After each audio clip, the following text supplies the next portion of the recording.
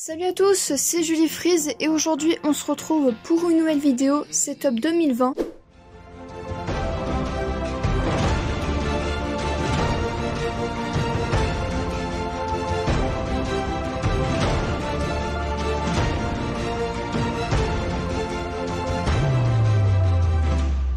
On commence par ce qu'il y a sur mon étagère, tout ce qui est un peu en déco. Donc là, nous avons quelques pop Fortnite qui coûtent environ 15 €. Après, on a quelques objets comme cette petite manette en mousse, plein de petites figurines aussi qui viennent de la Woodbox qui coûtent environ 21 €. Après, ça dépend de votre abonnement, en fait, ça coûte plus ou moins cher. On va à présent passer au siège. Donc, comme vous pouvez le voir, c'est vraiment un siège de gamer. Bon, après, là, il n'y a pas de marque spécifique. En tout cas, c'est un Dragon War, un truc comme ça. Pro Gamer Series, moi je vous mettrai le lien dans la description et franchement c'est mieux qu'une chaise Ikea, franchement on va pas se le cacher, surtout pour le dos, il est bien confortable, je vous le recommande hein. Passons maintenant à tout ce qui concerne le PC, périphérique, tout ce qu'il y a autour du gaming.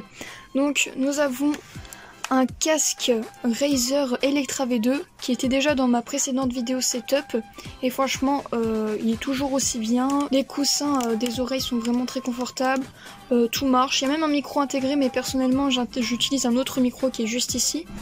Mais voilà, même le micro est de très bonne qualité donc je vous le recommande très fortement. On a donc ma perche avec le filtre anti-pop que j'ai eu pour environ 15 €. Eux aussi ils étaient dans ma précédente vidéo setup. Avec le micro, le Beard du M1, franchement je vous le recommande très fortement. Il a un prix assez cher parce que voilà c'est un micro, mais franchement pour la qualité je vous le recommande très fortement. En soi, le prix est assez accessible par rapport aux autres micros d'une très grande qualité, mais celui-là, il fait largement l'affaire. On a ici mon clavier Klim Domination. Alors franchement, il n'a pas changé depuis 1 an, j'ai toujours le même. Je pense pas le changer, mais par contre, le seul petit inconvénient, c'est qu'il fait extrêmement beaucoup de bruit. Regardez, écoutez.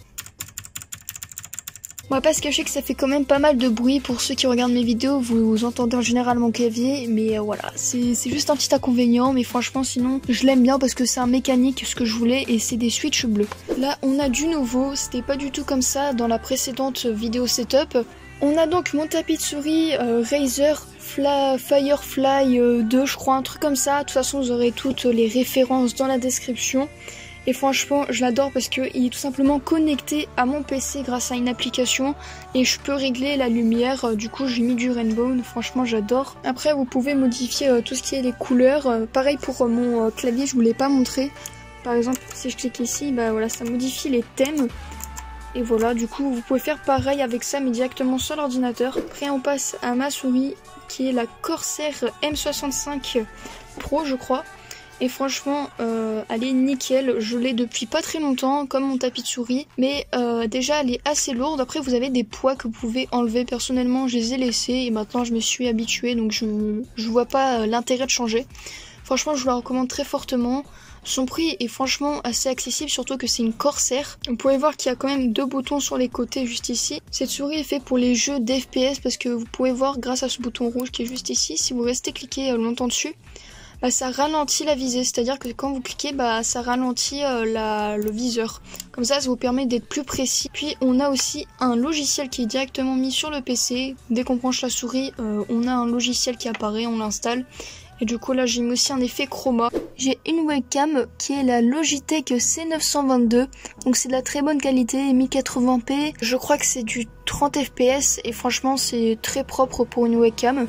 Du coup je m'en servirai pour mes lives pour faire des endcam ou bien dessiner avec ma tablette graphique. Et par exemple pour les packs opening parfois je me servirai de cette caméra. Ça sera plus simple que de brancher une GoPro ou mettre mon téléphone puis après transférer les fichiers. Au moins là c'est direct et c'est rapide. J'ai sorti ma tablette graphique qui est la XP Pen Artist 12. Donc elle n'a pas changé par rapport à la dernière fois et franchement ça ne servirait à rien de la changer pour le moment. Car tout simplement elle a un écran, l'écran est déjà énorme. Il y a plein de boutons tactiles sur les côtés donc je vois pas ce qui me manquerait tout simplement. Bon par contre le prix c'est quand même assez cher, on va pas se le cacher, c'est 200 €. Mais c'est le prix à mettre si vous voulez de la très bonne qualité. Passons aux 2 écrans. Donc on a l'ancien de la dernière vidéo qui est le Samsung S24 B300. Enfin, vous allez dire j'ai appris la référence par cœur, non c'est parce que c'est marqué juste ici. Sinon c'est un très bon écran, c'est du 27 pouces, 60 Hz, donc voilà c'est normal, c'est basique. Simple. Mon second écran, enfin mon écran principal maintenant, qui est le Acer, je n'ai pas la référence en tête, elle sera dans la description. Et franchement c'est un très bon écran. Alors je sais pas s'il a la 4K parce que quand je vais sur YouTube je peux regarder des vidéos en 4K, donc je sais pas si c'est l'écran qui fait ça ou mon PC, parce qu'avant avec cet écran je ne pouvais pas regarder de vidéos en 4K et avec celui-ci maintenant je peux, donc peut-être qu'il est 4K mais je peux pas vous l'assurer parce que je ne sais pas. En tout cas c'est un très bon écran qui est fait pour le gaming parce que c'est du 144 Hz et franchement il y a une énorme différence entre le 144 Hz et le 60 Hz, c'est vraiment beaucoup plus fluide, je vous le recommande très fortement. Passons maintenant à la bête.